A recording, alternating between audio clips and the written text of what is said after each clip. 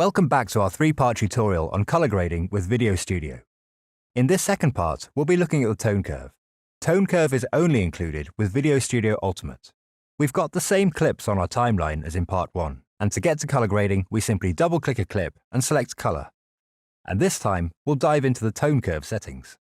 Tone curve controls the shadows, midtones, and highlights separately from each other, and for different colors as well. So, with white selected here, we'll be affecting all colors equally, as white is made up of all colors. The tone curve is divided into squares which represent different regions of our clip. The bottom left square is the shadows. In this clip, that's the foreground. It's the darkest parts of your clip. And then the next 2 squares are the midtones, which would be the parts in between the darkest and lightest, which in this clip would be these misty mountains.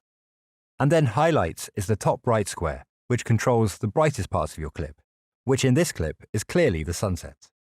We can adjust each of these parts separately via this diagonal line, which is flat by default. And if we click and drag towards the top left, we're making things brighter. And if we drag towards the bottom right, we're making things darker. The tone curve comes into its own when we add more than one point though. So let's reset the midtones to neutral. And say we want the shadows to be a bit brighter, we can drag it here. And you can see the foreground is getting brighter. Or if we drag it the other way, we can put the hill the subject is standing on into more of a silhouette.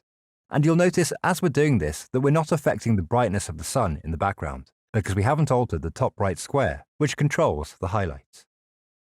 Now let's play with the midtones. If we drag towards the bottom right, we can see the misty hills get darker. And if we pull to the left, they get a lot brighter. But you can see the tone curve is now definitely affecting the brightest part of the clip, the sun. So let's add another point here to bring the highlights back to normal again, and then get a little less extreme with the midtones.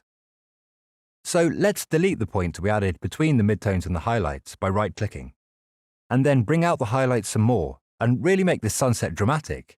Wow, if we go that far, it basically looks like the sun has exploded, so let's tame it back a bit. We can also make simultaneous tone curves for each color of red, green, and blue as well. Let's make the highlights a little more red, as sunsets generally are red.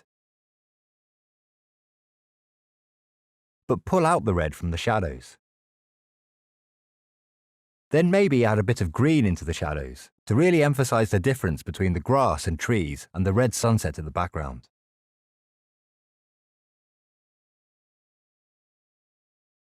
Wow, looks epic. Let's reset to see where we started. So you can see, this is where color correction can become really extreme if that's what you want to go for. Or you can use much subtler corrections to just make your footage pop a bit. It's an art that you'll love getting used to. Stay tuned for part 3, where we'll look at using HSL tuning to control the color in your clips even further.